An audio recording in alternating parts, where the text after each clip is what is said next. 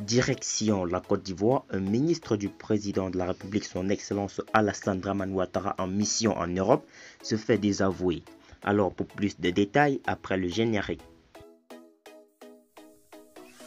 Avant de commencer, abonnez-vous à la chaîne et activez la cloche de notification, car cela va vous permettre de ne plus manquer les prochaines vidéos. Let's go!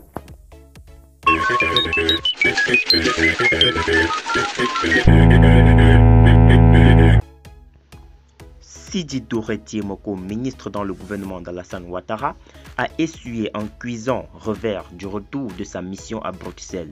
En effet, des proches du président ivoirien ont entamé une offensive diplomatique dans le but de faire accepter la candidature du chef des fils du Rassemblement des Oufotistes pour la démocratie et la paix. C'est dans ce cadre que le ministre de la Communication et des Médias s'est rendu en Belgique, où il a échangé avec Maria Arena, la présidente de la sous-commission droits de l'homme du Parlement européen. Mais les deux personnalités n'ont pas la même perception de leur échange. Marie Arena déchire la candidature de Ouattara.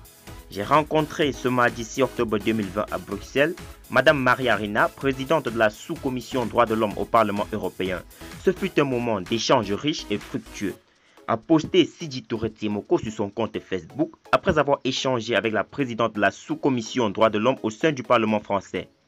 Cette sortie du ministre ivoirien de la Communication et des Médias a laissé croire que le député belge ne voyait pas de mauvais œil le projet du troisième mandat d'Alassane Ouattara, surtout quand on se fie à la photo qui a sanctionné le tête-à-tête.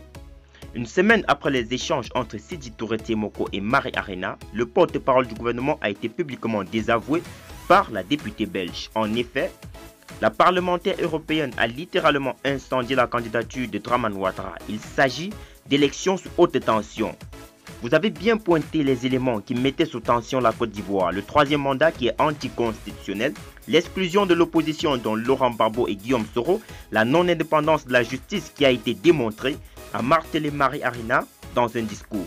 Elle a également reconnu que la Côte d'Ivoire est un pays dans lequel la question des droits humains est inquiétante, avec des arrestations arbitraires et limitations des libertés d'expression. Les propos de la femme politique belge viennent là de mettre davantage de pression sur le président de la République de Côte d'Ivoire, son Excellence Alassane Dramane Ouattara.